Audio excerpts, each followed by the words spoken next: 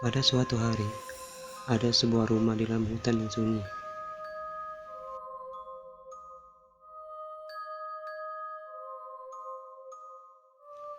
Rumah tersebut dihuni oleh seorang petani.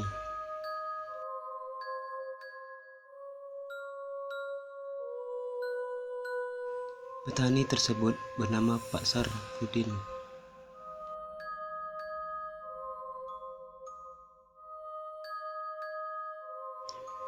Pak Sarpudin hidup seorang diri di rumah tersebut setelah ditinggal pergi oleh istrinya. Ia ditinggal oleh istrinya karena kesulitan dalam ekonomi.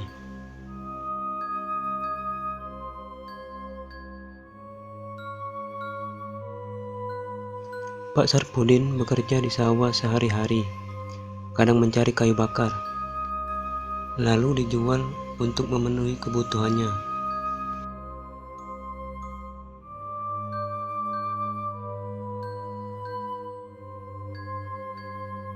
Siang itu, Pak Sarpudin bekerja di sawah, menanam padi di belakang rumahnya.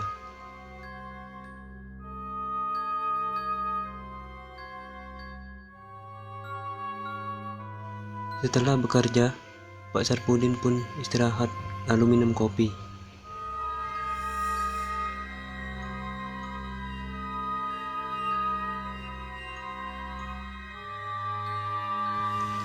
Malam pun hampir tiba, tepatnya sudah hampir maghrib. Kemudian, Pak Sarpudin mandi untuk membersihkan dirinya setelah bekerja dari sawah.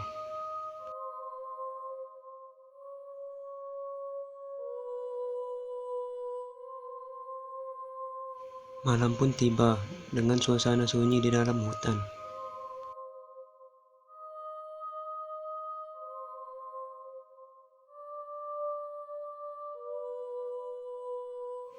Setelah habis makan dan ngopi, Pak Sarpudin mulai berbaring, bersiap untuk istirahat.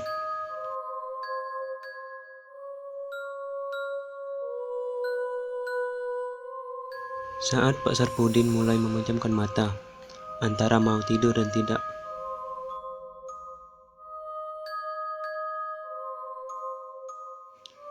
dia melihat sesosok pocong yang berada tepat di arah tempat dia berbaring.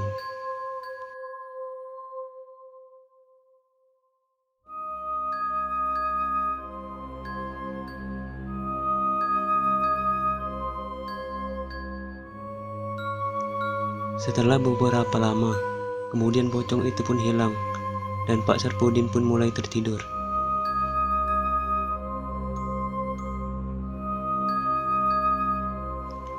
Pagi itu, setelah bangun tidur dan mandi, Pak Sarpudin pergi ke warung di desa yang agak jauh dari tempat tinggalnya.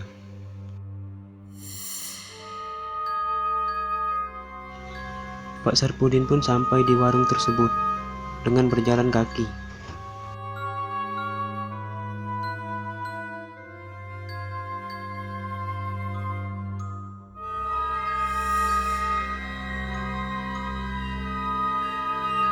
Sesampainya di warung, dia membeli pisang goreng dan kopi, dan duduk bersama sopir truk yang biasa setiap hari ngopi di warung Pok Gendut.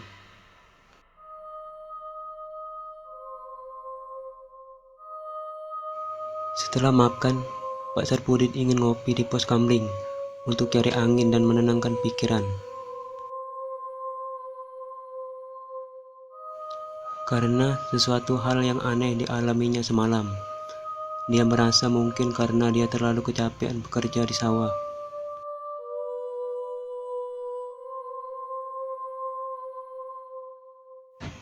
Tiba-tiba, ia tidak sengaja kesenggol belakang Mas Jogi, yaitu si sopir truk.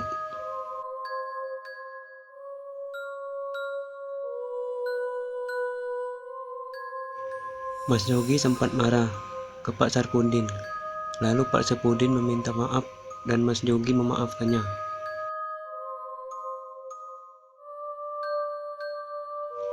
Akhirnya, Pak Sarpudin tidak jadi minum kopi.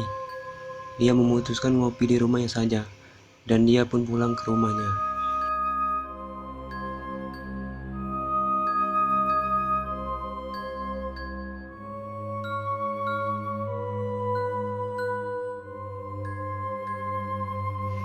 Pak Sarpudin kemalaman saat sampai di rumahnya.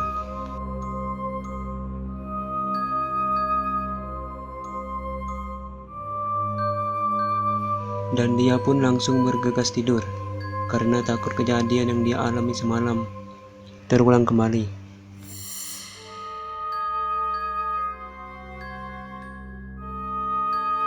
Pagi hari itu, Pak Sarpudin menanam padi terakhir di sawahnya, karena padinya sudah tertanam semua, dan ini yang terakhir.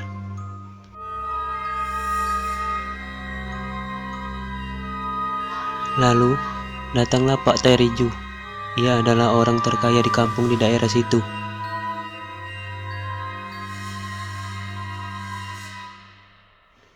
Pak Teriju ingin menagih hutang kepada Pak Sarpudin yang belum dibayarnya dari 1 tahun yang lalu.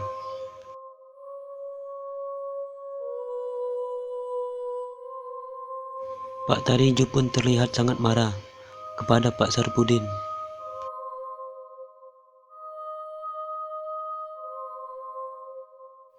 Pak Sarpudin menjelaskan, dia sekarang belum punya uang untuk bisa melunasi semua hutangnya. Untuk saat ini, dia hanya bisa membayar 1/4 hutangnya saja.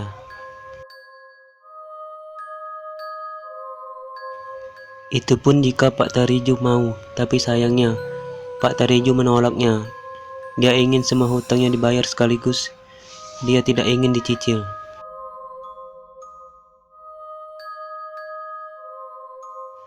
Lalu, Pak Teriju pun langsung pergi dan mengatakan ke Pak Sarpudin bahwa dia akan datang lagi nanti untuk menagih hutang. Jika sekali lagi dia datang dan masih belum bayar juga, maka rumah dan pesawahan Pak Sarpudin akan diambilnya semua.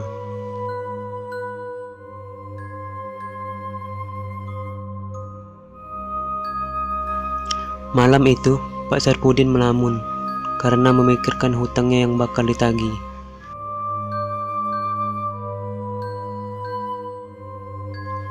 Sebab, jika dia tidak bisa membayarnya, maka dia tidak akan mempunyai apa-apa lagi.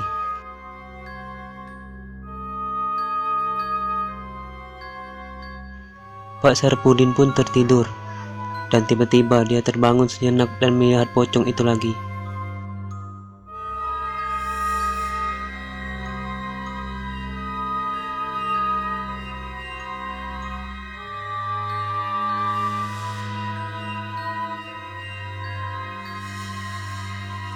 Pagi hari pun tiba. Ada seorang bapak tua yang mencari kayu bakar di sekitar rumah Pak Sarpudin. Dia menemukan mayat Pak Sarpudin yang telah mengapung di persawahan.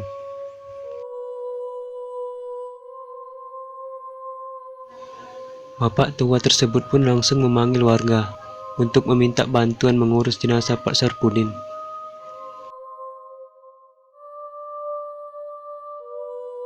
Mayat itu pun dibawa ke depan rumahnya, dan warga melihat kulit mayat yang kebiru-biruan.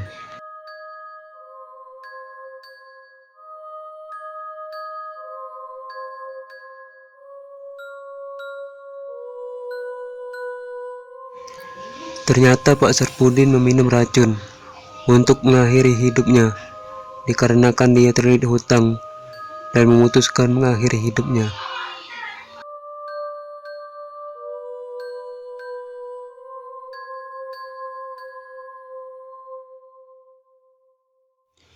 Jenazah Pak Sarpudin pun didoakan sore itu, karena tidak ada lagi yang ditunggu.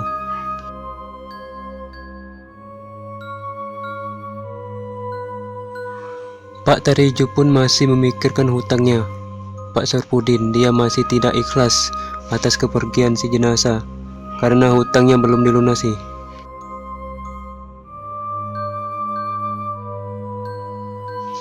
Sore itu pun warga langsung memakamkan jenazah Pak Sarpudin di pemakaman umum.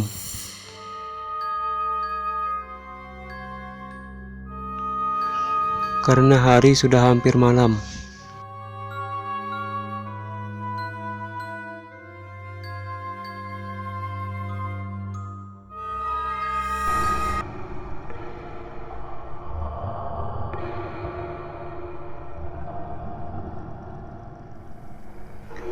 Malam itu, pas tengah malam, tiba-tiba kuburan baru itu mengeluarkan asap merah.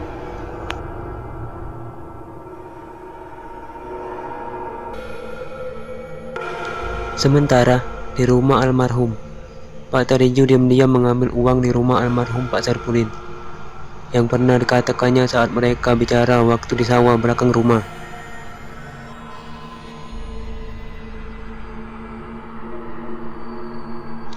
Akhirnya uang itu pun berhasil ditemukannya.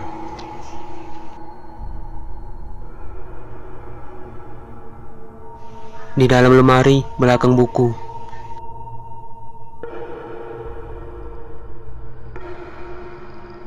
Saat Pak Tarijo mau keluar, tiba-tiba lampu di dalam rumah meredup dan dia pun mulai panik serta bulu kuduknya mulai merinding.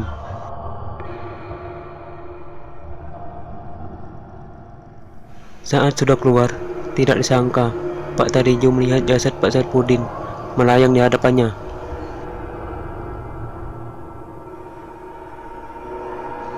Lalu jasad atau hantu itu pun hilang.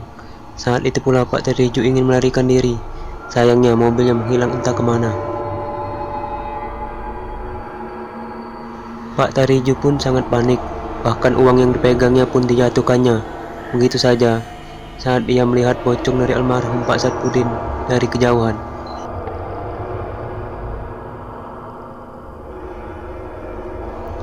Dia berlari ke dalam hutan agar bisa keluar dari tempat itu.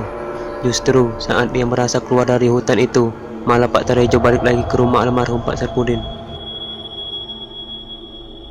Dia terus berlari di dalam hutan hingga dia sampai ke pemakaman umum tanpa dia sadari.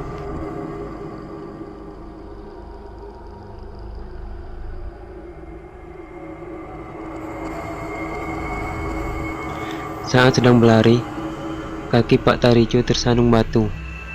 Lalu, kepalanya kebentuk kuburan almarhum Pak Sarpudin.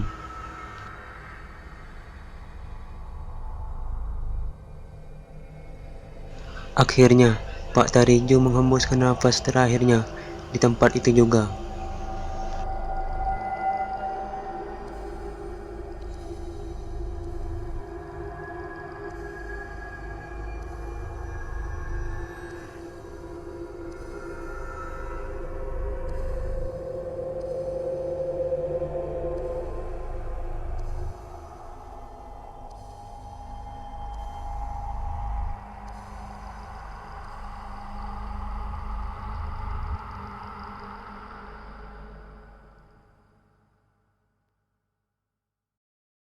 Setelah kejadian tersebut, warga di kampung sekitar sering dihantui arwah gentayangan, dan tidak ada seorang pun warga yang berani berkunjung ke rumah almarhum Pak Sarpudin, karena di sana sering ada dua pocong menampakkan diri.